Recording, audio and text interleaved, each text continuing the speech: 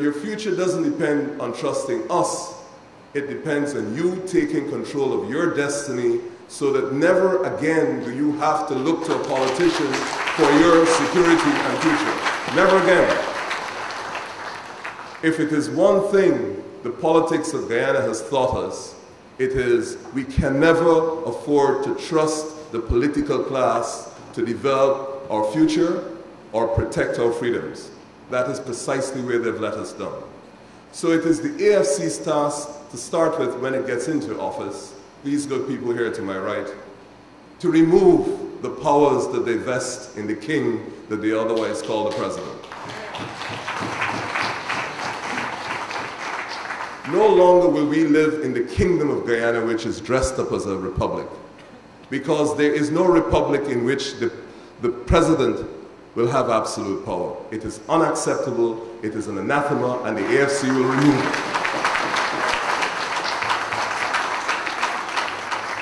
it. It's a contradiction in terms to say that you serve the people, yet you're immune from prosecution by the people. You cannot have a presidency that enjoys immunity, and the AFC will remove that immunity. Similarly, that is only the tip of the iceberg. It is not just the presidency or the powers that are vested in the presidency, it is the structure of how we govern ourselves. We cannot continue to fool ourselves with the fact that you can sit in Parliament and there is a division between the executive and legislature, where to win the executive, you obviously have to control the legislature, and therefore there's no transparency. We have to change the structure of governance. It is necessary. And we have to do that in a way in which each and every one of us feels secure, not just physically secure, but secure about our future and the fact that we can take our grievances and they will be heard in a fair and dispassionate manner. And that is what the AFC is going to do. Now, I know that I'm only supposed to make remarks today, and as you know, one cannot talk about development in Guyana without including the diaspora. Every day, we hemorrhage so badly that if you ask the average parent where do they see their grandchildren growing up, they will either tell you Richmond Hill, New York, Toronto, but the last place they will tell you is they don't see their grandchildren growing up in Guyana. And that has no race to it, that has no class to it, it is not geographically sensitive. Most people do not see the future of their families here in Guyana. And I'm aware that for decades, Guyanese politicians have acknowledged this, but have done very little about it. The AFC, in its plan and in its manifesto, will set out very clearly how it intends to address not only the lack of hope or the absence of hope, but the creation of hope, not only the creation of transparency, but the creation of the involvement of all the people in their destiny. So that we don't recite our national motto as if it's some hollow expression to some aspiration in some other hemisphere, but as if it is real. Today, we are going to introduce to you several members of our team. And as I was saying before, we have lost a fair deal of them to other countries. Our campaign consultant, Mr. Salaudeen Nasruddin, now resides overseas. He was born in Belize, he grew up in the United States of America, studied marketing and advertising in New York, and he's worked with leading Guyanese companies for the last 15 years. He has a vast knowledge and experience, both locally and internationally, in branding, marketing strategy, advertising, and even event management. He's the president of Positive Communications, and that is a US-based marketing and advertising firm, and he's married and lives with 3 children, like so many of us in Florida. Mr. Nasruddin demonstrates the commitment Guyanese have to Guyana. Every time you travel overseas, and in most sitting rooms, bars, whether they are in New York, whether they are in Washington, whether they're in Miami or in Toronto, the discussions amongst Guyanese always focuses on what happens in Guyana. It's full of lamentations of how sad our state is, and yet we still cannot find a way forward. I refuse to believe that a nation of people, given as many resources as we have been given, can squander them so repeatedly for so long. And it is time that we make the right turn. It gives me great pleasure, ladies and gentlemen, to introduce tonight to you our campaign consultant, Mr. Salaudeen.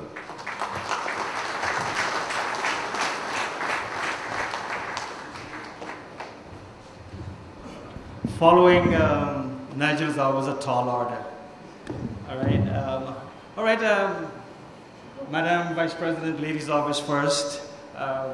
Presidential candidate Camarade Ramjatan, all of you executives of the Alliance for Change. I'm very, very proud and happy to be part of the Alliance for Change's campaign to change Guyana. I think there is no exception in this room, and there is no exception in Guyana, and there is no exception around the world that Guyana needs change. I've been walking throughout Guyana, all the villages, all the regions, and I hear the same thing over and over again, that we need change. And I think the Alliance for Change gives all Guyanese, and gives me, and gives every one of you an opportunity to come together, to work together, and to make changes that will last forever. The campaign that we envisage in 2011 is one that will put the responsibility back to the voters. For too long, I think politicians in Guyana, or Guyanese generally, have put the trust or the responsibility of running and leading the country in the hands of the politicians, and we know where that went. That certainly didn't go the way you wanted to go. It was a story that you did not want to be in. Unfortunately, we are all in that story, and I think we have to rewrite that story.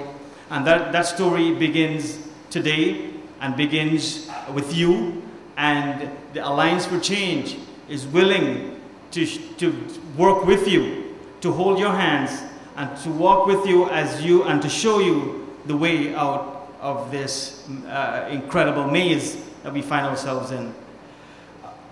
The campaign 2011 is one that will definitely capture imagination. While we may not have